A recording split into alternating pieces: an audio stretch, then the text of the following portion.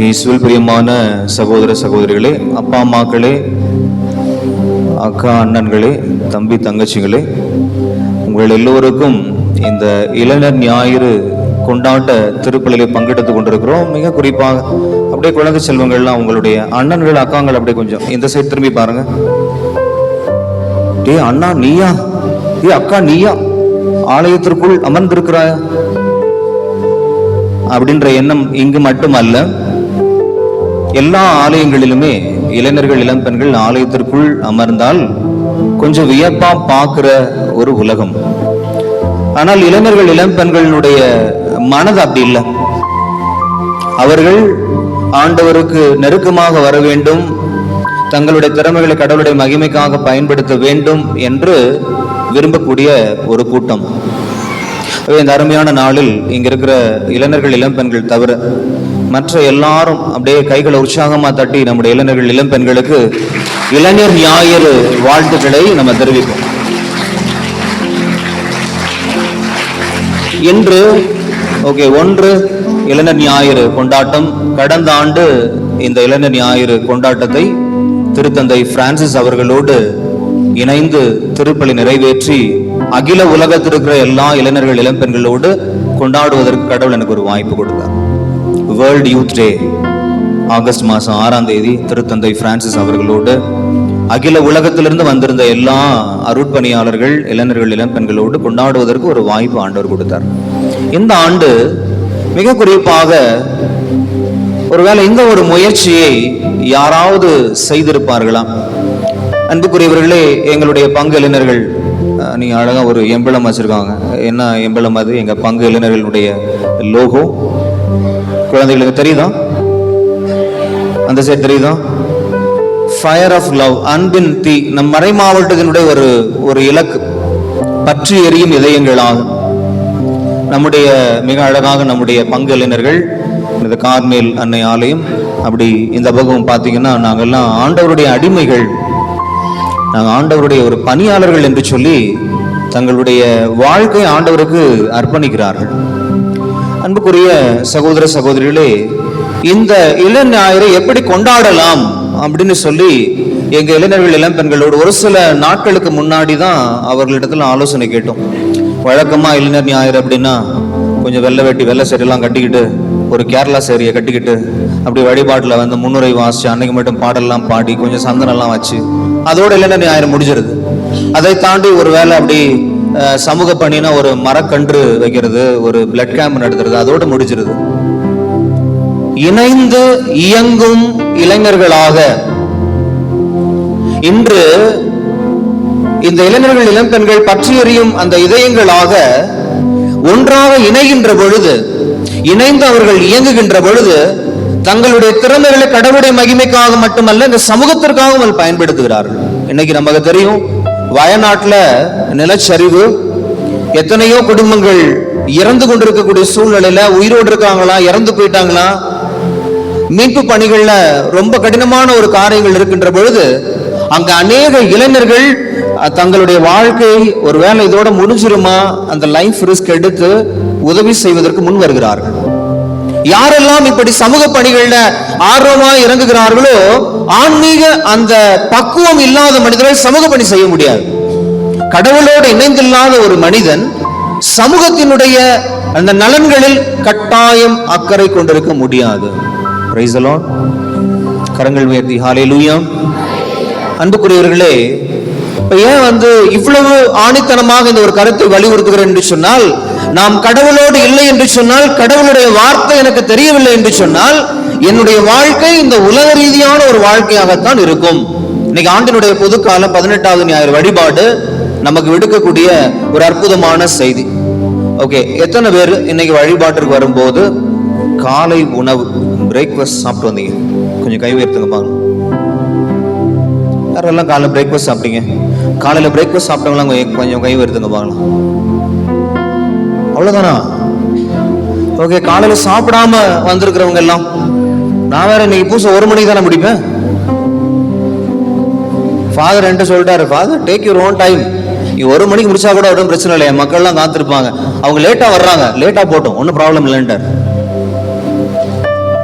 சரி பிரியமானவர்களே, இப்போ எல்லா பங்கு தந்தையர்களுக்கும் இருக்கக்கூடிய மிகப்பெரிய ஒரு பிரச்சனை என்னன்னா, ஒரு சில நபர்கள் இருக்கிறாங்க, வெரி பங்க்சுவல். அப்படின்னா என்னன்னா, 8:30 மணிக்கு பூசன்னா 8:15 மணிக்கு ஆலயத்தில் இருப்பாங்க. சாமியார் 8:30 மணிக்கு பூச ஆரம்பிக்கிறாரான்னு பார்த்துக்கிட்டே இருப்பாங்க. Price the lord, praise the Lord. ஒரு சில நபர்கள் எல்லா பங்குகளிலும், இந்த அகில உலகத்தில் எல்லா இடங்களிலும் 8:30 மணிக்கு பூசன்னா 8:15 மணிக்கு அவங்க ஆலயத்தில் இருப்பாங்க. 8:30 மணிக்கு ஷார்ப்பா. அப்போ ஒரு வேளை ஃபாதர் கரெக்டா 8:30 மணிக்கு பூச ஆரம்பிச்சாருன்னா, சாமி உங்களை மாதிரி ஒரு பங்கு சாமியார் யாருமே கிடையாது. ஷார்ப்பா 8:30 மணிக்கு பூச ஆரம்பிச்சிடறாரு. பிரியமானவர்களே, 8:30 மணிக்கு நம்ம பூச ஆரம்பிச்சா அப்படியே நம்ம ஆலயத்துல கவுண்ட் பண்ணிடலாம் எவ்வளவு பேர் இருக்கிறாங்க. எல்லா ஆலயங்களிலும் நிதர்சனமாக எல்லா ஆலயங்களிலும் 8:30 மணி பூசன்னா நம்ம என்ன பண்ணுவோம், கொஞ்சம் ஸ்லோவா அப்படியே வரலாம், மறைவுரையெல்லாம் வந்து முடிஞ்சிடட்டும். சில ஆலயங்கள்லாம் அன்புக்குரியவர்களே, ஒருவேளை பெரிய சாமியார் பூசை வைக்கிறாரா, சின்ன சாமியார் பூசை வைக்கிறாரா, யாருடைய பூசையில வந்து சீக்கிரமா முடியுதோ அவங்க பூசைக்கு தான் மக்கள் தேடி வர்றாங்க. சில பேர்லாம் வந்து இன்னைக்கு மறைவுரை முடிந்த பிறகு வருகிறார்கள். 8:30 மணி பூசைக்கு 9:15 வரக்கூடிய கூட்டம்லாம் உண்டு. ஒரு 15 நிமிஷம் ஆலயத்துல இருந்து அப்படி திரும்பி வீட்டுக்கு போறவங்க எல்லாம் உண்டு. Price the Lord. ஆனால் சில பேர் இப்ப இன்னைக்கு 8:30 மணி பூசனா 8:15 மணிக்கு வர்றாங்க. ஒரு வேளை அது 10:30 மணி ஆகுது, 10:45 மணி ஆகுதுன்னா அவர்களுக்கு இன்னைக்கு நிறைய பேர், ஒரு வேளை குழந்தைகள் கூட இன்னைக்கு வந்து பாத்தீங்கன்னா, என்னப்பா பிரச்சனை, சுகர் ஃபாதர், பிபி ஃபாதர். அப்ப அந்த நேரம் ஆனா வயிறு ஆட்டோமேட்டிக்கா என்ன பண்ணுது, பசிக்க ஆரம்பிக்குது. ஆமாவா இல்லையா? குழந்தைகளுக்கு ஓகே, ஒன்றும் பிரச்சனை இல்லை, நம்ம அப்படியே பூசை முடிச்சு வெளியில போன உடனே ஒரு சாக்லேட் கொடுத்தா போதும், ஒரு பிஸ்கெட் கொடுத்தா போதும். அன்புக்குரியவர்களே, இன்னைக்கு நிறைய பேருடைய வாழ்க்கையில திருப்பலி முடிச்ச உடனே வெளியில போன உடனே, ஃபாதர் எனக்கு கையெல்லாம் அப்படியே நடுங்குது ஃபாதர். ஏன்பா, சுகர், பிபி ஃபாதர். கரெக்டான நேரத்தில் சாப்பிடலன்னா, மாத்திரை போடலன்னா கை காலெல்லாம் நடுங்குது. பங்குசாமி இருக்கக்கூடிய மிகப்பெரிய பிரச்சனை ஆண்டவருடைய வார்த்தையை பகிர்ந்து கொடுப்பதா, இல்ல 8:30 மணி பூசை 9:30 மணி முடிச்சுட்டு பேசாம ஆபீஸ்ல போய் உட்கார்றதா. ஒரு பெரிய குழப்பம். மக்களுக்கு இருக்கக்கூடிய மிகப்பெரிய ஒரு பிரச்சனை, பூசைக்கு வர்றதுக்கு முன்னாடி சாப்பிட்டுட்டு வர்றதா, சாப்பிட்டுட்டு வராதுதான். இப்ப நிறைய ஆண்கள் ஒரு வேளை பூசைக்கு வர முன்னாடி சாமியார் சொல்றாரு, ஓகே ஒரு 7:30 மணிக்கு அரை மணி நேரம் 3/4 மணி நேரத்துக்கு முன்னாடி சாப்பிட்டுட்டு வந்தா ஒன்றும் பிரச்சனை கிடையாது. சாப்பாடு ரெடி ஆகுமா, மனைவி இந்த பக்கம், இன்னைக்கு ஒரு நாள் தான் எனக்கு லீவு, இன்னைக்குமா நான் 7:30 மணிக்கெல்லாம் சாப்பாடு செய்யணும். ஒருவேளை இங்க எப்படின்னு எனக்கு தெரியல, ஆனா நகர்ப்புறங்கள் எல்லாம் இந்த பிரச்சனை உண்டு. ஒருவேளை பூசை முடிச்சோன்னா அப்படியே வெளியில ஹோட்டல்ல சாப்பிட்டு போயிடலாமா, இப்படிலாம் நிறைய காரியங்கள் இருக்கிறது. அன்புக்குரிய சகோதர சகோதரிகளே, அப்ப இன்னைக்கு ஒருவேளை ஆண்டவருடைய வழிபாட்டுல நம்ம பங்கெடுப்பதற்கு கூட ஒரு விஷயம், ஒரு சவால் நிறைந்ததாக இருக்கிறதுனா, அது என்னன்னா பசி. Praise the lord, praise the lord, hallelujah. நான் சொல்ற விஷயம் உங்களுக்கு புரியுதுங்களா? நான் வழிபாட்டுல முழுமையாக பங்கெடுப்பதற்கு கூட எனக்கு சவாலாக இருக்கக்கூடிய ஒரு காரியம் என்னவென்று சொன்னால் பசி. இன்னைக்கு ஆண்டவர் வந்து இந்த பசியை குறித்தும் தாகத்தை குறித்தும் இன்னைக்கு இளைஞர் ஞாயிறை நம்ம கொண்டாடி கொண்டிருக்கிறோம். ஒரு இளைஞர்கள், இளம் பெண்கள், ஒரு இளைஞனோ ஒரு இளம் பெண்ணோ, அவனுக்குள்ளும் ஒரு பசி இருக்கிறது, அவனுக்குள்ளும் ஒரு தாகம் இருக்கிறது. நம்முடைய முன்னாள் பிரசிடென்ட் அப்துல் கலாம் அவர்கள் சொன்னாங்க, நீங்க கனவு காணணும் அல்லது உங்களுடைய பசியோ உங்களுடைய தாகமோ எதை குறித்து இருக்க வேண்டும் என்று சொல்லி அவர் நமக்கு வழிகாட்டுதல் கொடுத்துட்டு போனாங்க. இன்னைக்கு நம்முடைய பசியும் நம்முடைய தாகமும் எதை குறித்து இருக்கிறது? அன்புக்குரிய சகோதர சகோதரிகளே, இந்த 21வது இளைஞர் ஞாயிறு தமிழக கத்தோலிக்க ஆயர் பணிக்குழுவானது என்ன சொல்றாங்க, 21வது ஞாயிறு இளைஞர் ஞாயிறு நம்ம கொண்டாட வேண்டும். இதற்கான ஒரு இறை வார்த்தை பகுதியை மிக அழகா கொடுத்திருக்காங்க. நம்ம எடுத்து வாசிப்போம். எசாயா புத்தகம் 40வது அதிகாரம் 31வது இறை வார்த்தை. எசாயா புத்தகம் 40வது அதிகாரம் 31வது இறை வார்த்தை. Book of Isaiah chapter 40 verse 31. Isaiah புத்தகம் 40வது அதிகாரம் 31வது இறை வார்த்தை. பைபிள் வச்சிருக்கிறவங்க எடுத்து சத்தமா வாசிக்கலாம், ஒருத்தர் மைக்ல வாசிக்கலாம். வாசிப்போமா? என்ன இந்த சத்தமா? எசாயா புத்தகம் 40வது அதிகாரம் 31வது வசனம். பைபிள் வச்சிருக்கிறவங்க எல்லாருமே சத்தமா வாசிங்க, ஒருத்தர் மைக்ல வாசிங்க. உட்கார்ந்து அமர்ந்து வாசிங்க. ஆண்டவர் மேல் நம்பிக்கை வைத்திருப்பவர்களோ புதிய ஆற்றல் பெறுவர். கழுகுகள் போல் இறக்கை விரித்து உயரே செல்வர். அவர்கள் ஓடுவர், களைப்படையார், நடந்து செல்வர், சோர்வடையார். ஓகே, இப்போ மைக்கில் வாசிக்கிறதுனால என்ன பிரச்சனைனா, மைக்கில் வாசிக்கிறதுக்குன்னா நான் யூடியூப்பில் நிறைய நபர்கள் இன்னைக்கு ஆண்டவருடைய செய்திக்காக ஒரு வேளை வழிபாட்டில் பங்கெடுக்க முடியாத நோயாளிகள் இருக்கலாம் அல்லது முதியவர்கள் இருக்கிறான், அவங்களுக்கு ஒரு இறை செய்தி கொடுப்பதற்காக நம்ம இந்த யூடியூப்பில் ரெக்கார்ட் பண்ணுறோம். மைக்கில் வாசிக்கிறதுனால ஒரு சகோதரி வாசிக்க ஆரம்பிச்சு நம்ம மீதி பேர்லாம் அமைதியாயிட்டான். ஓகே, இப்போ மைக்கில் வாசிக்க வேண்டாம், பைபிள் வச்சிருக்கிறவங்க எல்லாருமே ஒரு முறை சத்தமா வாசிப்போம். இந்த இறை வார்த்தையை நாம் தியானிக்க, இந்த இறை வார்த்தையினுடைய வல்லமை ஆற்றலை உணர்ந்து கொள்ள தமிழக ஆயர் பேரவை, தமிழக கத்தோலிக்க இளைஞர் பணிக்குழுவானது நமக்கு அழைப்பு கொடுக்கிறாங்க. என்ன இறை வார்த்தை? எசாயா புத்தகம் 40வது அதிகாரம் 31வது இறை வார்த்தை. வாசிக்கலாம் சத்தமா, கொஞ்சம் கூட சத்தமா இல்ல, இன்னும் கொஞ்சம் கூட சத்தமா. ஏன்னா பின்னாடி எல்லாம் பைபிள் கொண்டு வரல, அவங்களுக்கு வார்த்தை கேட்காது. பைபிள் வச்சிருந்தா தான் பார்ப்பாங்க, இல்லைன்னா போயிடும். சத்தமா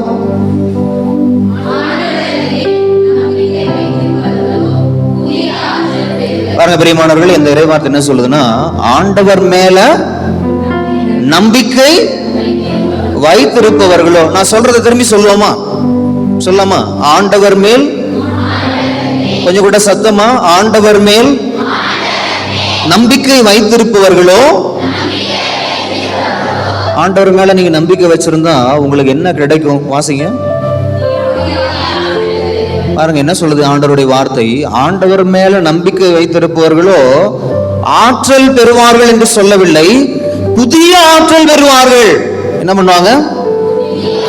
ஆண்டவர் மேல் நம்பிக்கை வைத்திருப்பவர்களோ புதிய ஆற்றல் பெறுவார்கள். அப்படி என்ன புதிய ஆற்றல்? அன்புக்குரிய சகோதர சகோதரிகளே, 2 நாளா நம்ம கார்மேல் தியான ஆசிரமத்துல குணமளிக்கக்கூடிய அபிஷேக அந்த வழிபாடு நடந்துகிட்டு இருக்குது. சகோதரர் நேற்று நான் யூடியூப் சேனல்ல பார்த்துக்கிட்டு இருந்தேன். அதுல அந்த சகோதரர் வந்து பேசிக்கிட்டு இருக்கிறாரு, God has given me all the authorities to heal அப்படின்னு சொல்லிட்டு, கடவுள் எனக்கு எல்லா அதிகாரமும் கொடுத்திருக்கிறார், நோயிலிருந்து விடுதலை கொடுப்பதற்கும் தீய ஆவியினுடைய கட்டுகளில் இருந்து விடுதலை கொடுப்பதற்கும் அப்படின்னு வார்த்தையை சொல்லிக்கிட்டே இருக்கிறாரு. சொல்லிக்கிட்டே அக்கா அங்க ஒரு அக்கா இருக்கிறாங்க பாருங்க, அவர் ஆங்கிலத்துல தான் சொல்றாரு, அந்த அக்கா இப்போ ஆண்டவர் உங்களை தொடராரு அப்படின்னு. கரெக்டா அந்த சகோதரிக்கு உடல் ரீதியான ஒரு பிரச்சனை இருக்கிறது. அந்த சகோதரி அப்படியே மேல வர்றாங்க. ஆண்டவர் அந்த உடல் ரீதியான பிரச்சனைகள் இருந்து அதே நொடி பொழுது அவருக்கு விடுதலை கொடுக்கிறார். நான் சும்மா ஒரு எக்ஸாம்பிள் சொல்றேன். அன்புக்குரிய சகோதர சகோதரிகளே, அப்ப இன்னைக்கு நீங்க ஆண்டவர் மேல நம்பிக்கை வைத்திருக்கிறீர்கள் என்று சொன்னால் புதிய ஆற்றலை பெறுகிறீர்கள். இன்னைக்கு நிறைய நேரங்கள்ல நம்ம நிறைய காரியங்களை குறித்து இது சரியில்லை, அது சரியில்லை, சிஸ்டம் சரியில்லை, இவங்க சரியில்லை, அவங்க சரியில்லை அப்படின்லாம் நம்ம பேசிட்டு இருக்கிறோம். ஆண்டவர் மேல நீங்க நம்பிக்கை வைத்திருக்கிறீர்கள் என்று சொன்னால் உங்களுக்கு ஒரு புதிய ஆற்றல் கிடைக்கும். இந்த புதிய ஆற்றல் எப்படிப்பட்டதாக இருக்கும்? இத்தனைக்கும் அந்த வார்த்தையை பகிர்ந்து கொடுப்பவர், அந்த சுகத்தை கொடுக்கக்கூடியவர் திருமணமான ஒரு ஆண். நீங்க யூடியூப் எடுத்து பாருங்க, கார்மேல் தியான ஆசிரமம் இன்னைக்கும் அந்த நிகழ்வு போய்கிட்டு இருக்குது. ஷாஜு அப்படின்னு சொல்லிட்டு கேரளாவிலிருந்து இந்த சகோதரர் இங்க வந்திருக்கிறாரு. இறைவார்த்தை பேசிக்கிட்டே இருக்கிறார், இறைவார்த்தை பகிர்ந்து கொண்டே இருக்கிறார். கடவுள் மேல நம்பிக்கை வைத்திருக்கக்கூடிய மனிதர்களுக்கு கடவுள் ஒரு புதிய ஆற்றலை கொடுக்கிறார். அன்புக்குரியவர்களே, தொடர்ந்து வாசிப்போம். அந்த புதிய ஆற்றல் அது எப்படிப்பட்ட ஆற்றல் என்பதை இறைவார்த்தை நமக்கு சொல்கிறது. வாசிப்போம்.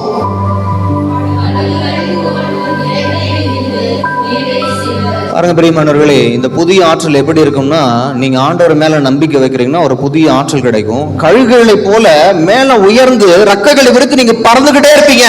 ஒருவேளை நீங்க படிக்கிற கல்வி நிறுவனங்களிலும் சரி, வேலை செய்யக்கூடிய இடங்களிலும் சரி, உங்களுடைய குடும்பங்களிலும் சரி, நீங்கள் ஆண்டவர் மீது நம்பிக்கை வைத்திருக்கிறீர்கள் என்று சொன்னால், பணி செய்யக்கூடிய ஒருவேளை அருட்பணியாளர்களாக இருந்தாலும் சரி, அந்த புதிய ஆற்றல் கிடைக்கின்ற போது நீங்க கழுகு போல ரெக்கை விரிச்சு பறந்துகிட்டே இருப்பீங்க.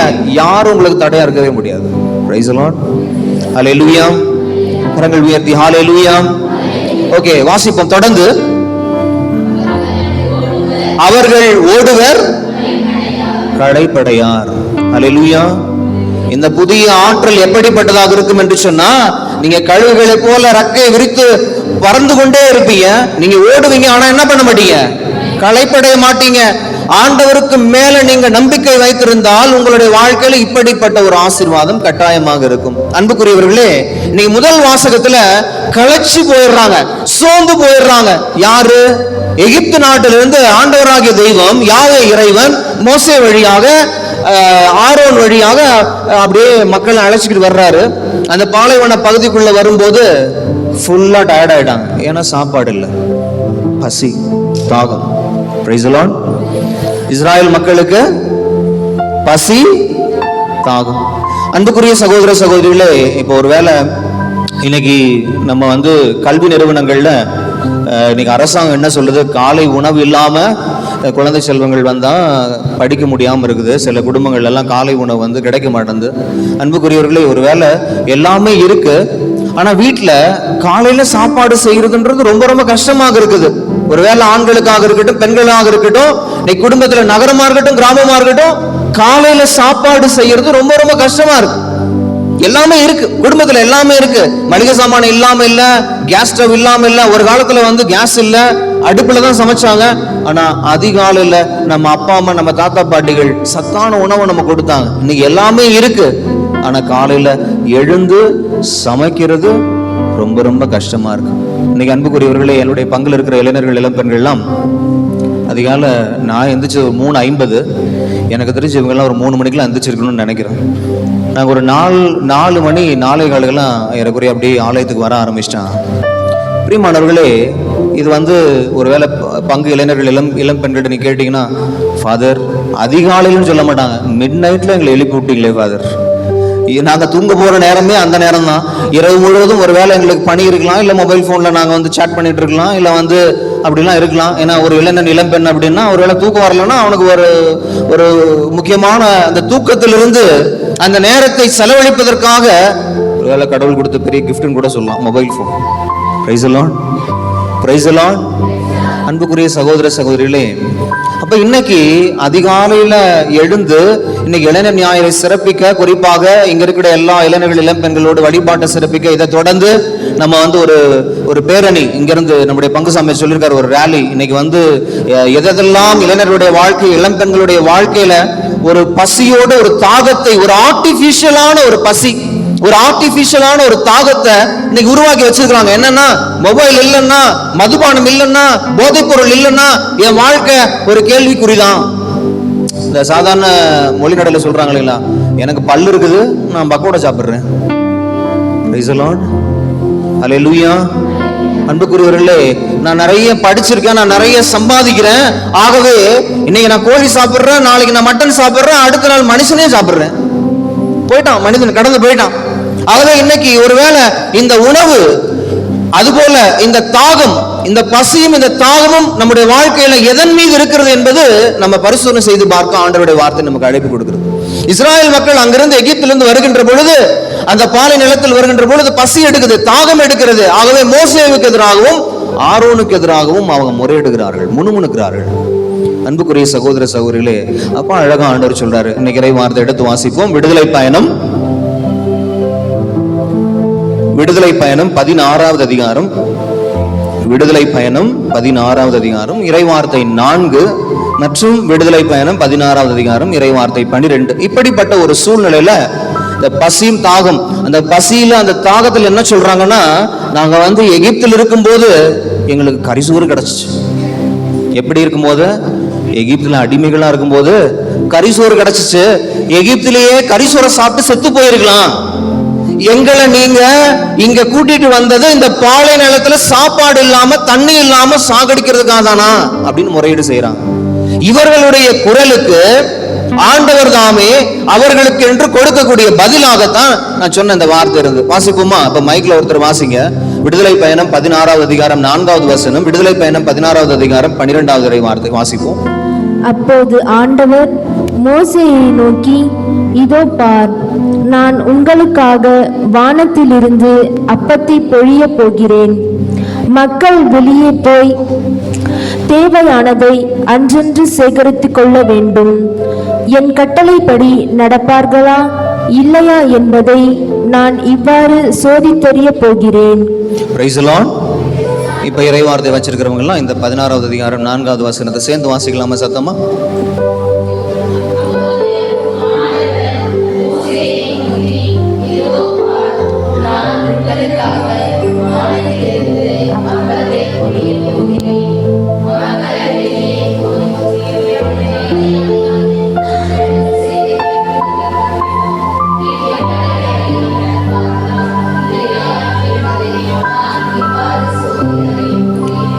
Price the Lord.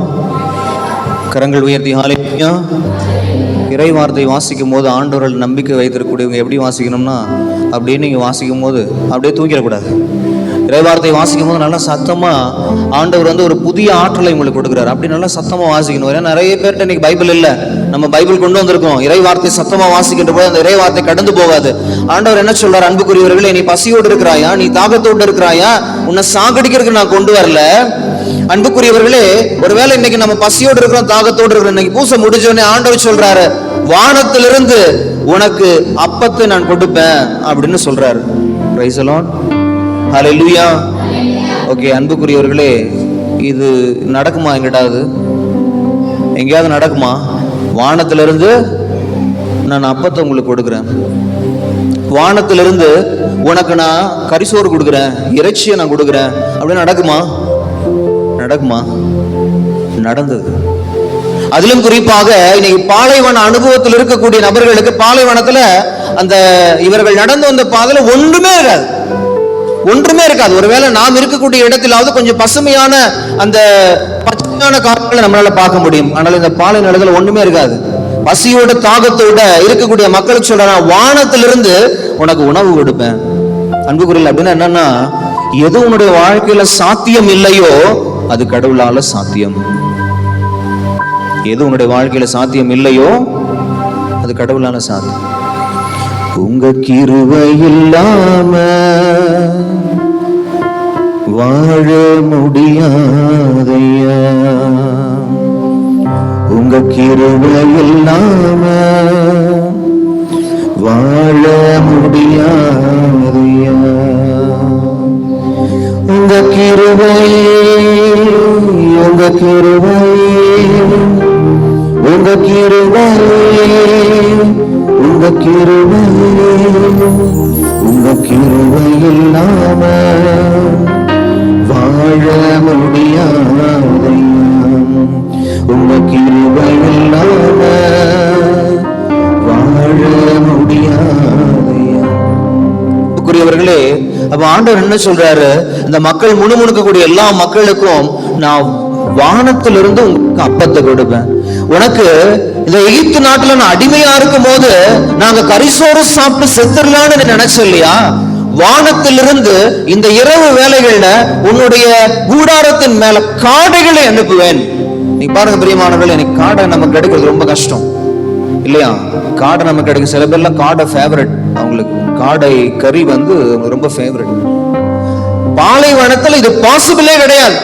பாலைவனத்துல வானத்திலிருந்து உணவு கொடுக்கவே முடியாது. ஆகவே இன்று வரையிலும் இந்த யூத மக்கள், இஸ்ராயல் மக்கள் திரும்ப இந்த விஷயத்தை சொல்லிக்கிட்டே இருக்காங்க. என்ன அப்படின்னா, எங்கள் மூதாதையர்களுக்கு நாங்கள் எகிப்திலிருந்து கடந்து வந்த பொழுது வானத்திலிருந்து அப்பத்தை பொழிய செய்தார் மோசே.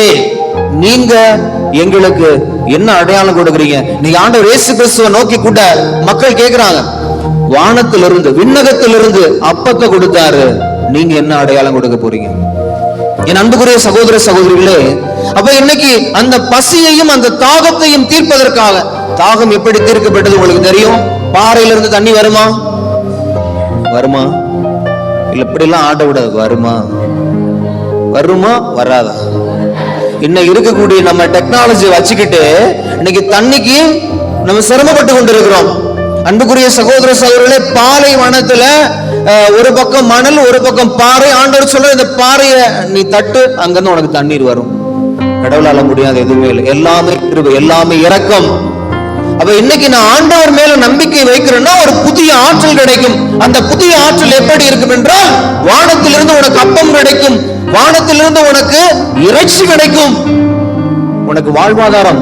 இன்னைக்கு வந்து எனக்கு நான் நல்லா படிச்சிருக்கேன், வேலை கிடைக்கல, நான் வேலை கிடைச்சிருக்கேன், எனக்கு ஊதியம் கிடைக்கல, நல்ல ஊதியம் இருக்கு, எனக்கு திருமண வாழ்க்கை அமையல, திருமண வாழ்க்கை எனக்கு குழந்தை பாக்கியம் அமையல, என் வாழ்க்கையில சமாதானம் இல்லை, நான் வந்து உயர வேண்டும் என்று நினைக்கிறேன், ஆனா என்னால உயர முடியல. பரிசோதனை செய்து பார், ஆண்டவர் மேல் நீ நம்பிக்கை வைத்திருக்கிறாய், நீ ஆண்டவர் மீது நம்பிக்கை வைத்திருந்தாய் என்று சொன்னால் ஒரு புதிய ஆற்றல் உனக்கு கிடைக்கும். என் அன்புக்குரியவர்களை, இன்னைக்கு இளைஞர் ஞாயிறு சிறப்பிக்கக்கூடிய எல்லாருக்கும் திருத்தந்தை பிரான்சிஸ் அவர்கள் சொல்லக்கூடியது என்னன்னா, விவிலியத்தை எடுங்க. இன்னைக்கு வந்து நமக்கு அழகா டிஸ்கிரிப்ஷன்ல கொடுத்தது என்னன்னா, எல்லா இளைஞர்களும் பைபிளை கொண்டு வாங்க, பைபிளை உயர்த்துங்க, பைபிள் எடுத்து வாசிங்க. இன்னைக்கு இறை வார்த்தை தான், கடவுளோடு நீ இணைந்திருப்பதுதான் உன் வாழ்க்கையில் ஆசீர்வாதம். அப்படி இல்லை என்று சொன்னால் இந்த உலகத்தினுடைய பசி, இந்த உலகத்தினுடைய தாகம் உன் வாழ்க்கையை அழித்து விடும். இன்னைக்கு அன்புக்குரியவர்கள், நம்முடைய பங்குசாமியார் மிக அழகாக இந்த நிகழ்வு சொன்ன உடனே இந்த போதைக்கு எதிரான ஒரு ரேலிய நம்ம பீப்பள்ளிப்பட்டி பங்குல நடத்துறோம். பீப்பள்ளிப்பட்டி பங்குல மட்டும் இல்லைங்க, தமிழகம் மட்டுமல்ல, இந்தியா மட்டுமல்ல, அகில உலகம் மட்டுமல்ல, இந்த போதையினால, இந்த போதை பழக்க வழக்கங்களால ஆண்டவர் கொடுத்த ஆசீர்வாதத்தை இழந்து போன எத்தனை எத்தனை குடும்பங்கள் கண்கூட பார்த்துட்டு. இன்னைக்கு நம்ம கண்களை மூடி கரங்களை குவித்து இந்த நிகழ்கால இளைஞர்களுக்காக அப்படியே பேரலா நீங்க பாருங்க, எவ்வளவு பெரிய ஒரு கூட்டம், வளர் இளம் பருவத்தினர். இன்னைக்கு நாங்க இந்த இடத்துல வழிபாடு சிறப்பிக்கிறோம். எங்கள் பங்கில வளர் இளம் பருவத்தினர், teenagers, shining stars of saint Teresa இளைஞர் ஞாயிறை கொண்டாடி கொண்டிருக்கிறார்கள் அந்த இடத்துல. ஏனென்றால் அவர்கள் தான் உடனடியாக அந்த இளமை பருவத்திற்குள்ளாக வரக்கூடியவர்கள். ஆகவே அவர்கள் அந்த ஆண்டவர் மீது நம்பிக்கை கொள்ள வேண்டும், ஒரு புதிய ஆற்றல் பெற வேண்டும், கழுதைகளைப் போல ரெக்கை உடைத்து உயர பறக்க வேண்டும், ஓடினாலும் நடந்தாலும் களைப்படையாமல் இருக்க வேண்டும், அந்த புதிய ஆற்றலை பெற வேண்டும் என்று சொல்லித்தான் இன்று தாய் திருச்சபை இந்த விழாவை கொண்டாட சொல்கிறது. கண்களை மூடி கரங்களை குவித்து நம்ம பரிசோதனை செய்து பார்ப்போம். ஆண்டவர் மேல் நம் நம்பிக்கை வைத்திருக்கிறோமா? புதிய ஆற்றலை அனுபவித்திருக்கிறோமா? கழுதைகளைப் போல பறந்திருக்கிறோமா? ஓடினாலும் களைப்படியாமல் இருந்திருக்கிறோமா? ஆண்டவருக்கு நன்றி சொல்வோம். ஆண்டவரே, உங்களுடைய கிருபை இல்லாம, உங்களுடைய இரக்கம் இல்லாம இது சாத்தியமே இல்லை. ஆண்டவரே,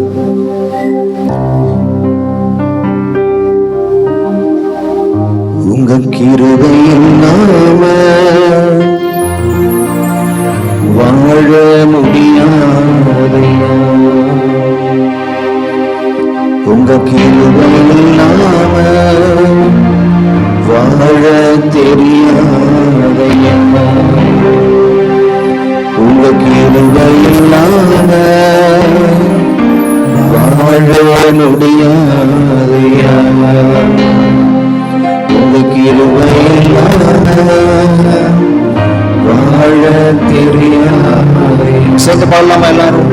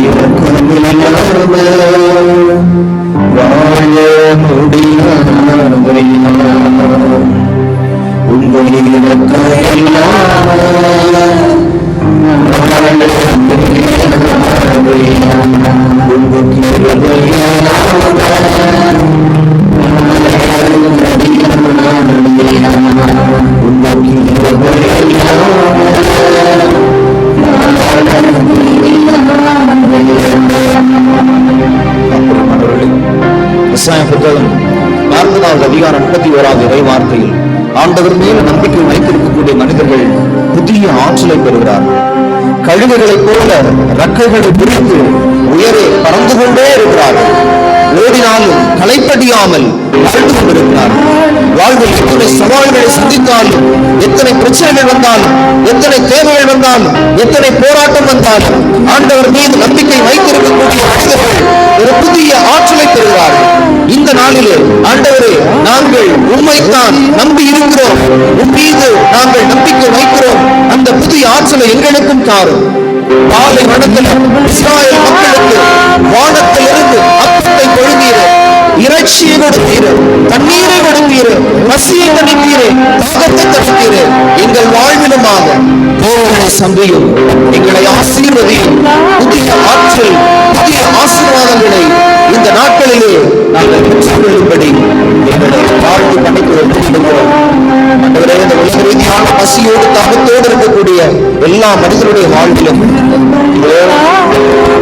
அவர்களுடைய பெற்றோர், அவர்களுடைய உறவுகள், அவர்களுடைய நண்பர்கள், இதோ இந்த நண்பர்கள் தினத்தை சிறப்பிக்கும் இந்த நாளிலே நண்பராகி இயேசுவே இவர்கள் வாழ்வை தொடு ஆசீர்வதியும், நிறைவாய் ஆசீர்வதியும், இயலாமைகள் பலவீனங்களுக்கு இவர்களை மாற்றும் இயேசுவின் நாமத்திலே. நண்பராக இயேசுவின் நாமத்திலே நண்பர்கள் தினத்திலே செபிக்கிறோம் எங்கள் ஆமென். ஆமென். ஆமென். ஆமென்.